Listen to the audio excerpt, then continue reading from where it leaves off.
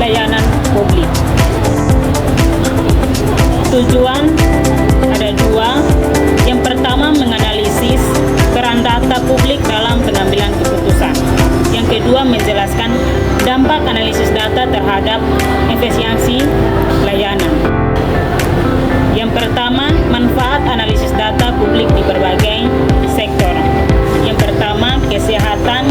Data pasien membantu identifikasi penyakit umum untuk alokasi sumber daya kesehatannya yang efektif, termasuk akses layanan dan promosi gaya hidup sehat.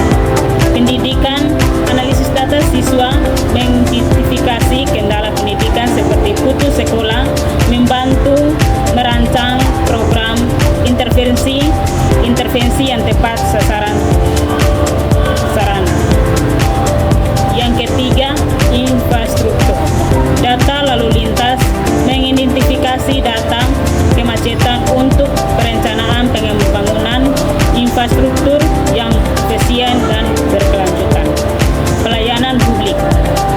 Data kepuasan masyarakat membantu meningkatkan kualitas layanan melalui umpan balik yang dikumpulkan dari beberapa saluran komunikasi. Baik, kita akan masuk pada manfaat analisis data publik. Yang pertama itu efisiensi manajemen anggaran. Data publik membantu pemerintah merancang anggaran dan sumber daya secara lebih akurat. Yang kedua itu kebijakan yang lebih tepat.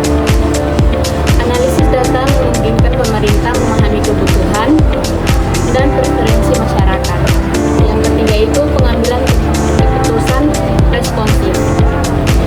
Data real time dapat digunakan untuk memproses cepat terhadap krisis atau bencana, serta mengidentifikasikan tren penyakit atau kebutuhan mendesak lainnya.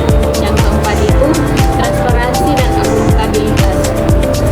Dengan mempublikasikan data atau open data, masyarakat dapat memantau kinerja pemerintah.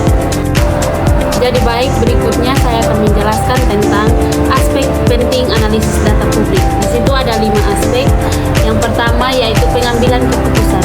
Analisis data publik membantu dalam pengambilan keputusan yang berbasis data sehingga lebih akurat dan efektif. Yang kedua yaitu identifikasi tren. Dengan pengambilan data publik, kita dapat mengidentifikasi tren dan pola yang dapat membantu dalam perencanaan dan pengembangan kebijakan. Yang ketiga yaitu efisiensi sumber daya. Analisis data publik dapat membantu dalam mengoptimalkan penggunaan sumber daya sehingga lebih efisien dan efektif. Yang keempat, transparansi dan akuntabilitas. Analisis data publik dapat meningkatkan transparansi dan akuntabilitas dalam pemerintahan dan organisasi.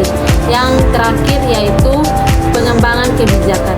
Analisis data publik dapat membantu dalam pengembangan kebijakan yang berbasis data sehingga lebih efektif dan efisien.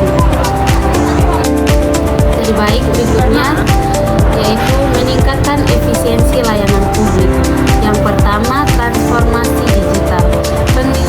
Penggunaan teknologi mempercepat proses administratif dan mengurangi birokrasi. Yang kedua yaitu strategi peningkatan. Yang pertama, otomatisasi proses administratif. Yang kedua, layanan publik digital. Yang ketiga, infrastruktur teknologi terintegrasi. Yang keempat, peningkatan SDM dan inovasi. Yang kelima, kolaborasi dengan swasta dan masyarakat. Baik, di sini saya akan menjelaskan tentang dampak positif dan tantangan efisiensi layanan publik. Yang pertama yaitu dampak positif. Yang pertama,